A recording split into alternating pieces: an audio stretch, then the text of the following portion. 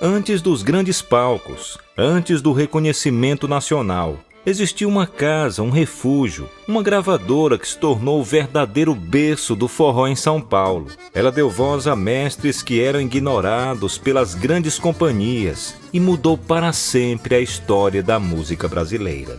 Você conhece os artistas, mas não conhece a história por trás de tudo. Venha comigo desvendar a saga da Cantagalo. Almeida Júnior locutor, Almeida Júnior locutor, o meu contador de histórias número 1. Em meio à efervescência cultural da década de 1960, um oásis para a música nordestina surgiu na capital paulista. Ela foi fundada por volta de 1963. Nasceu do sonho e da visão de Pedro Sertanejo, um baiano de Euclides da Cunha que se tornou um dos pioneiros na difusão do forró em São Paulo. Mais que um selo fonográfico, a Cantagalo foi um reduto de resistência e afirmação da cultura nordestina, abrindo portas para talentos que não encontravam espaço nas grandes gravadoras do Sudeste. No coração do Nordeste, nas décadas de 50 e 60, pulsava uma vida rica em cultura, mas marcada por desafios implacáveis. A seca castigava a terra, a fome assolava os lares e o êxodo rural esvaziava os sertões. Nesse cenário árido, a arte nordestina florescia e muitos artistas foram tentar a sorte em outras regiões. Nessa época, o Sudeste se consolidava como centro econômico e cultural do país. Ali estavam as grandes gravadoras, as principais emissoras de rádio e os canais de televisão. Os artistas nordestinos, cheios de esperança e fé, partiam em busca de seus sonhos. Na mala, eles levavam pouca roupa e um universo de esperança. Deixaram seu torrão com a poeira da terra nos pés e uma melodia na alma. Os sonhos eram o mesmo de tantos outros: chegar no Sul, gravar um disco e com a arte dar uma vida melhor para a família. Mas a cidade grande não tinha o mesmo abraço do sertão. Lá o som que mais se ouvia era o do desprezo. A porta das gravadoras e emissoras de rádio e TV não se abriam. As noites eram longas, frias e o estômago muitas vezes vazio. O instrumento musical, seu companheiro, começava a pesar mais que a saudade. E muitos descobriram que a fome falava mais alto que a canção. Preconceito, marginalização e falta de oportunidades eram obstáculos constantes. Muitos eram vistos como ignorantes ou atrasados. Em meio a esse cenário, um nome se tornou sinônimo de oportunidade e resistência para a cultura nordestina: Pedro Sertanejo, sanfoneiro e empreendedor visionário. Ele foi o responsável por criar uma verdadeira fortaleza para os artistas de sua terra em São Paulo, estabelecendo uma gravadora que se tornou um refúgio para os nordestinos que não encontravam apoio nas grandes capitais. A história da Cantagalo se confunde com a do seu fundador. Pedro de Almeida e Silva, o Pedro Sertanejo, era sanfoneiro, compositor e radialista. Ao chegar em São Paulo, ele não apenas buscou seu próprio espaço como artista, mas também percebeu a carência de uma plataforma que acolheria a rica produção musical de seus conterrâneos. A Cantagalo surgiu então com a missão de preencher essa lacuna, tornando-se a primeira gravadora independente do Brasil, focada em forró. Sediada em São Paulo, a gravadora se tornou um ponto de encontro e um lar para a comunidade nordestina na cidade. O objetivo de Pedro Sertanejo era claro: dar voz e vez a artistas talentosos, que por preconceito ou falta de interesse das grandes companhias, permaneciam à margem do mercado fonográfico. Você sabe o que botou um forró em São Paulo naquela época? Você ainda tinha... O povo ainda não pensava assim, não tinha feito um apanhado do nordestino junto, o que é que ele podia acontecer, né?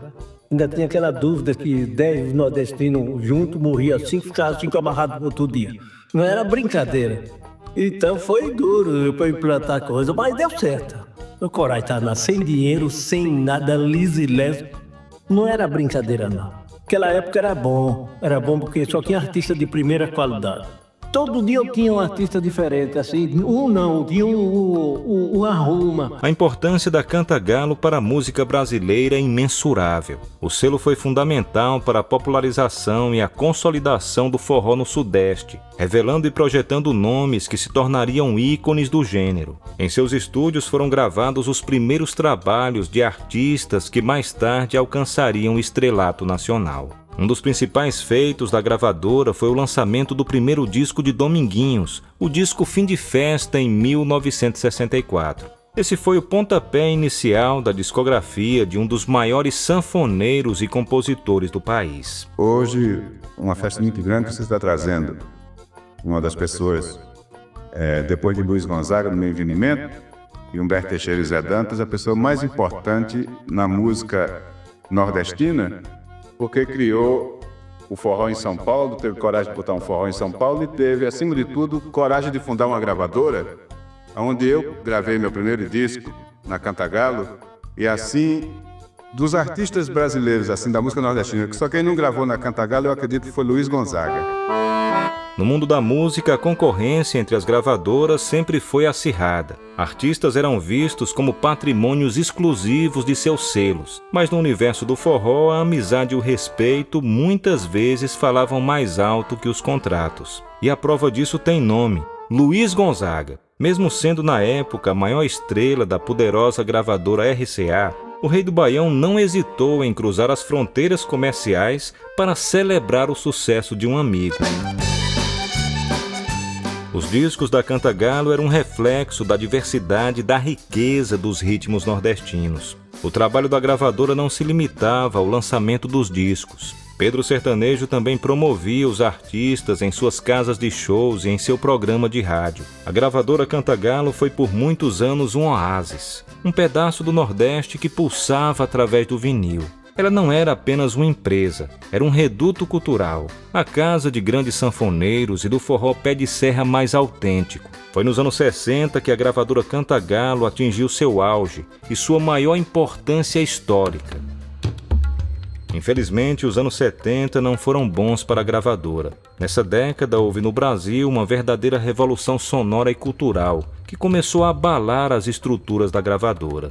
Não houve um único motivo para o seu enfraquecimento, mas sim uma tempestade de fatores. O primeiro grande fator foi a mudança no gosto popular. Uma onda de novas tendências tomou conta das rádios e das lojas de discos. O forró tradicional, que era a alma da Cantagalo, começou a ser visto pelo grande público como algo regional, perdendo espaço para sons mais modernos. O segundo fator foi a concorrência esmagadora. A Cantagalo era uma gravadora independente, uma batalha de Davi contra Golias. As gigantes multinacionais tinham um poder de fogo incomparável.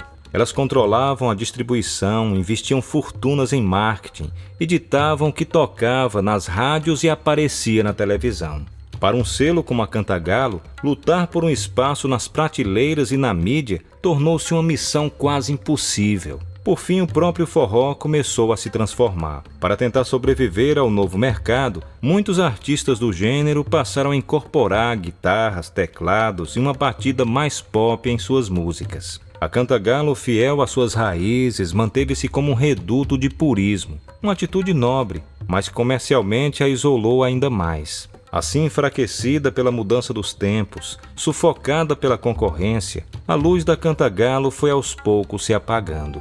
Não encontramos uma data exata documentada para o fechamento. A maioria das informações que tivemos acesso mostram que foi na década de 70 que a gravadora encerrou suas atividades. Para muitos fãs da gravadora e de Pedro Sertanejo, o fim definitivo desse lindo trabalho foi quando Pedro Sertanejo faleceu em 3 de janeiro de 1997. O legado da Cantagalo, no entanto, permanece vivo. Seus discos são testemunhos de uma era de ouro do forró e da coragem de um empreendedor que acreditou na força da música de suas raízes.